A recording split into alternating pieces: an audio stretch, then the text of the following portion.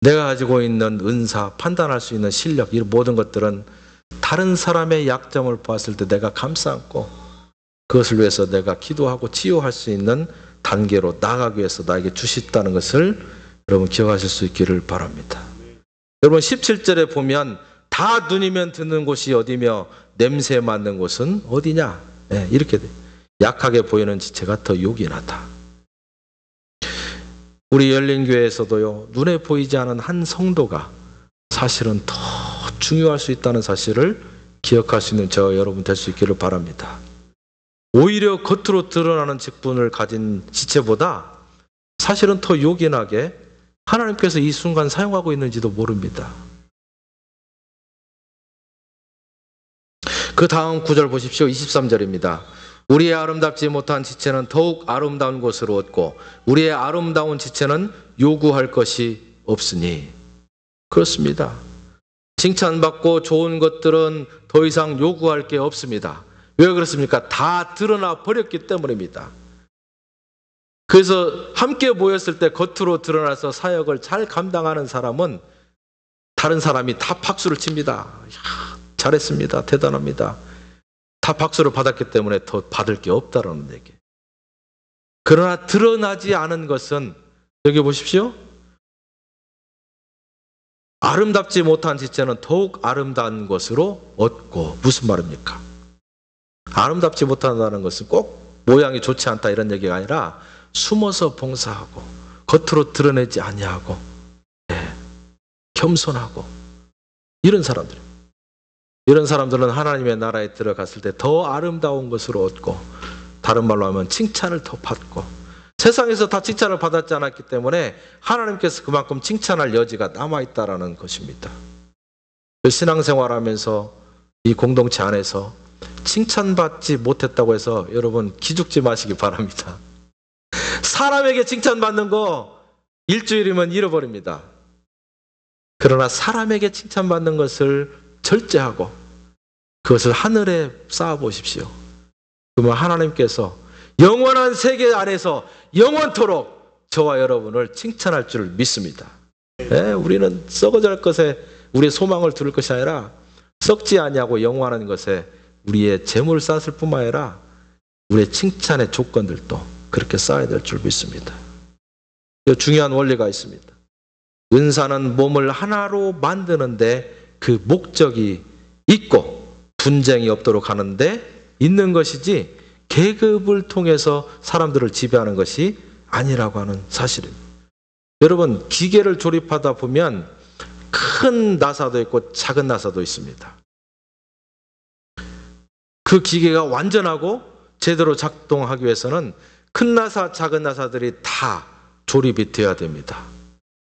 아이고 큰 나사만 조립하고 작은 거 그냥 버리자 별거 아닌데 그럼 분명히 기계가 돌아가지 않게 되어 있습니다.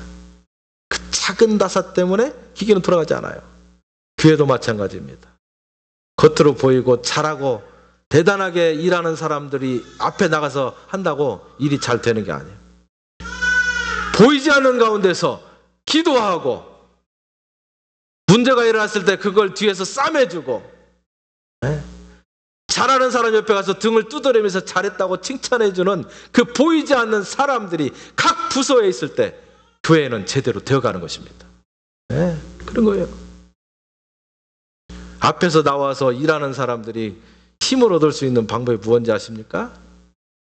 옆에서 누가 참 은혜스럽습니다. 하나님께 영광이 되었습니다. 라고 등을 두드리면 그 사람이 더 에너지를 내서 일을 하는 것입니다. 열심히 일을 했는데 이렇게 말고 다르게 했으면 더 좋았을걸. 주마 가편으로 때로는 좋을 수도 있습니다만 그 별로 좋지 않습니다. 격려하고 칭찬하고 도와주고 협력하고 잘했다고 이렇게 해주는 것이 숨어서 봉사는 놀라운 힘이 될 수도 있다는 것입니다. 로마서 12장 3절입니다. 내게 주신 은혜로 말미암아 너희 중 각 사람에게 말하노니 마땅히 생각할 그 이상의 생각을 품지 말고 오직 하나님께서 각 사람에게 나눠주신 믿음의 분량대로 지혜롭게 하라. 우리가 한 몸에 많은 지체를 가졌으나 모든 지체가 같은 직분이 직분을 가진 것이 아니니 이렇게 됐습니다. 우리 가운데 어떤 은사를 갖게 되는 경우가 있을 것입니다. 아니 모든 성도들이 사실은 나름대로의 다 은사를 갖게 될 것입니다. 그러나 목적을 바로 알지 못하고 하는 은사는 오히려 때로는 그 공동체의 문제와 시험거리가 될 수 있다는 사실을 우리가 이해해야 된다는 것입니다. 하나님께서는 오케스트라의 전체의 조화로운 화음 소리에 관심 있는 거지 어떤 한 악기에 어떤 한 파트에 관심이 있는 것이 아니기 때문입니다. 그래서 우리 교회는 이 성가대가 없습니다. 그러나 성가대가 있는 교회를 보면 소프라노, 엘트, 테너, 베이스 이게 소리가 굉장히 조화롭게 이게 들려올 때 야, 찬양 소리가 은혜스럽다. 우리가 이렇게 합니다. 우리 교회의 왕복선 집사님이 좋은 목소리를 가지고 찬양하십니다. 그래서 밴쿠버에서도 코리안 싱어죠. 여기 소프라노인가요? 메조 소프라노인지 거기 하십니다. 근데 지난번에 이제 우리가 공연을 하게 돼서 가게 되었습니다. 왕 집사님 노래 굉장히 잘하세요. 근데 저는 비전문가니까 그냥 듣고 야 잘한다 하고 박수치고 그랬어요. 근데 우리 찬양하시는 전사님은 이게 성악 전공이에요. 이제 한 곡이 딱 끝나면 벌써 이제 평이 나와요. 좋은 평이 많이 나왔는데 제가 그렇구나라고 하는 평을 들었습니다. 딱 저는 잘한 것 같아요. 딱 끝나니까 노래가 전체적으로 좋은데 어떤 사람이 굉장히 목소리가 큰데 그 사람 때문에 노래를 망쳤습니다. 딱 그러는 거예요. 네. 우리는 잘 모릅니다. 그러나 하나님은 너무 전문가이기 때문에 우리가 함께 일하는 모습을 통해서 불협화음이 나고 있다는 것을 잘 아세요. 무슨 말입니까? 하나님께서는 우리 각자에게 다양한 종류의 서로 다른 은사를 주신 것은 화음을 잘 만들기 위해서 주셨다는 거예요. 그런데 한 은사가 강하고 그리고 특출나다고 해서 그 소리를 굉장히 크게 냅니다. 아무리 좋은 소리를 크게 낸다 해도 다른 사람이 들을 때는 시끄러운 거예요. 그건 다른 사람의 소리를 들을 수 없기 때문에 그런 것입니다. 교회의 은사가 그 원리예요. 가장 각종의 은사가 있지만 그러나 그 은사들이 똑같이 나와서 화음을 잘 이루게 되었을 때 그것은 정말로 예수 그리스도를 머리로 하는 우리 각자의 몸이 각자의 역할을 잘 하는 것처럼 그렇게 아름답고 좋아 있는 교회가 될 수 있다는 것을 우리가 기억할 필요성이 있습니다. 다른 말로 하면 서로 도와줄 줄 알아야 된다는 것입니다. 흔히 교회에서 보면 내가 어떤 프로그램에 이렇게 관여가 되어 있으면 아니면 순서를 맡게 되면 그 프로그램에 굉장히 관심을 갖게 됩니다. 그러나 다른 것에는 전혀 관심을 갖지 않는 경우가 종종 있어요. 여러분이 만약 오른손이라고 생각해 보십시오.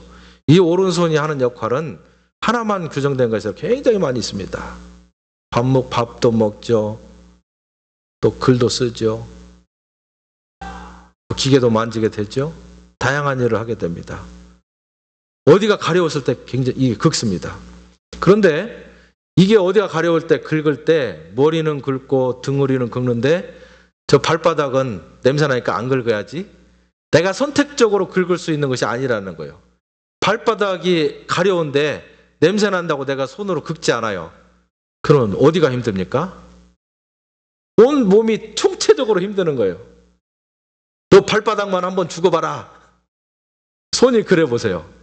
결국 이 온 몸 전체가 다 가렵기 때문에 결국 팔도 쉽지 않아요.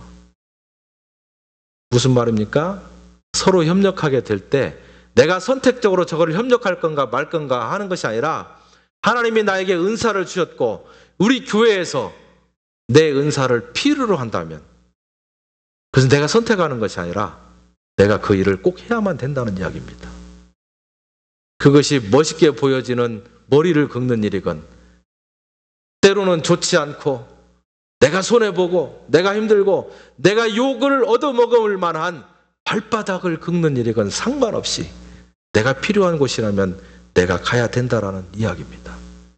그것이 교회 안에서 은사를 관리하는 협력의 원리예요.